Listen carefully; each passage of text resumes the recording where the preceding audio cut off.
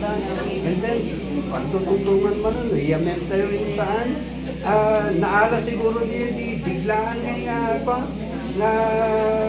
suggestion. And then, kaya tayo maraming nga dagos, ma-desisyonan nga dagos. Tanuhan tayo nga ako, naadaman ng suggestion nga mabalin ba kay dakod na unay mabalin ba kay ngayon. Kaya igagatan na agas na, may para maintenance na, kailangan ba may ngayon. Siguro tapos ma-discuss nga na saya at amamin data, agree tayo lang ng Mr. President, the committee to study and the committee to report next meeting. Noon niya napagmulunguan ka, may suggest may parang dito meeting by March. Kailan po ulit tayo mag-meeting? Yun lang isang suggestion. Ulitin natin pagkaaralan lahat. Every last Saturday. Every last Saturday. Hindi pa natin pwedeng, kasi nung last meeting natin, bigla daw yung decision. Pero nag-o naman tayo. Kung ganyan ang nangyayari sa atin, hindi nga tayo makapag-go. Hindi tayo uusad. Hanggang dyan na lang tayo. Di ba? Press, ito yung napag-meetingan niyo last month. So, it was recorded that para hindi na natin uulitin pa. So, ma'am, who will avail that 2,000 medical aid patients who are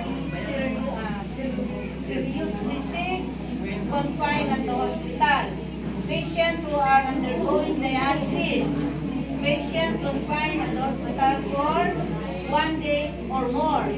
Medical aid will be given once to sick person. Then, Ma'am Remedios Melendres suggested to give 2,000 as medical aid to those who are sick from the 20 pesos medical collection approved by the body already. So, it was already approved the 20 pesos monthly. Pero, yung 20 pesos dati kasi, ang napag-usapan as a donation lang. Pero, we agreed na magiging consistent tayo na magbabayad ng 20. Kaya lang medyo nawala yun, no? Hindi naman tayo magbigay ng 2,000. Kasi hindi naman kami namamasyal sa mga sick person. Yun ang dahilan kung bakit nag-20 pesos tayo noon. Bibisitahin natin ang mga member na alam nating nasa bedridden na o may sakit. Ang nabisita lang namin noon si Mrs. Tanan, prutas ang binigay namin, hindi pang medicine. Pero kung approve ng body na hindi na prutas, kundi cash na lang para additional na pambili ng kanyang gamot. Ganon yun. Kaya lang, only one ang mabigyan natin na bisita. Kaya kung minsan kasi, kapag nga dual citizen, adun di feedback na malalak, madagiti pagtutungtungan tayo makulit-ulit. Saan tayo nga makapag-go ng malayo. Sabi ko naman, kung minsan kasi, ito prangkahan na ito. May nag-uusap dito, nag-meeting din, ibang agenda nyo sa likod. May agenda doon, may agenda doon. Paglabas, nagtanungan kayo doon sa kasama mo. Maliit na o kulang. Kaya, kunti lang naman ang ang oras natin na mag-usap-usap. Kaya, sana ay hantay mo pa yung kabaw No? Apay, nagkabaw na yan. Awang bay, tanong kabaw kayo, ang kayo nga kumay dito Saka, awang bay tagkabaw kanya tayo, tatatay bay laan. Tiyak kabaw, dagi yan nag-membro iti, nga nakaladyak, itahandang mong bumay. Hindi, prangkahan natin para alam nila. may mga nakakuha ng jacket. Hanggang ngayon, hindi ko na nakita. Buhay pa naman sila. Jacket lang bang kailangan natin para mag-member? Hindi.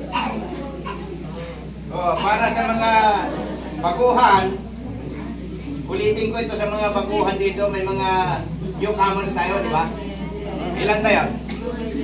Okay. May pangalan nila kayo dyan sa attendance, yung mga bago? Ang bago dahil si Garcia,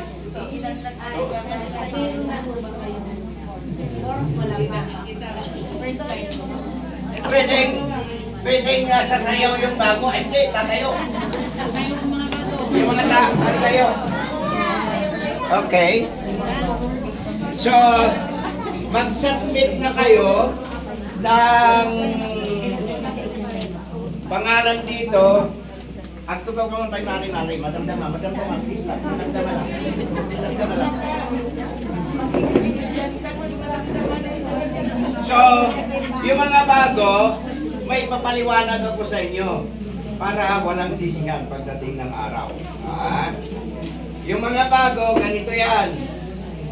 Magbayad kayo ng 500 initial.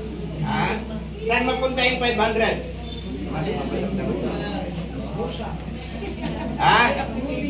Yung 500 mapunta sa aking bulsa. Hindi. Yung 500 ganito yan. Yung 100 ay lifetime na membership fee. Tama? Yung 100 ay annual dues. Taon-taon yan na nagbabayad tayo ng 100. Yung 300 pundo natin sa abuloy. Kas-assistant sa mga namatay. Pag may namatay, o namatay kasi, kung may umalis na, bigyan natin siya ng pamasahe niya na 100 per head sa atin.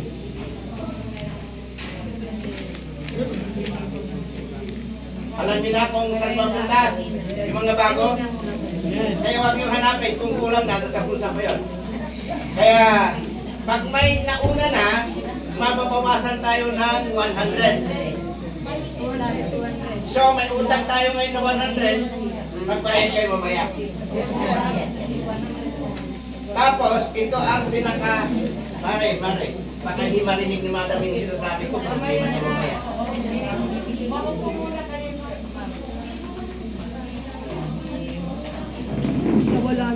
Sa mga bago, at may i-acknowledge ako mamaya. Yung mga bago, dapat mag-attend kayo ng 3 consecutive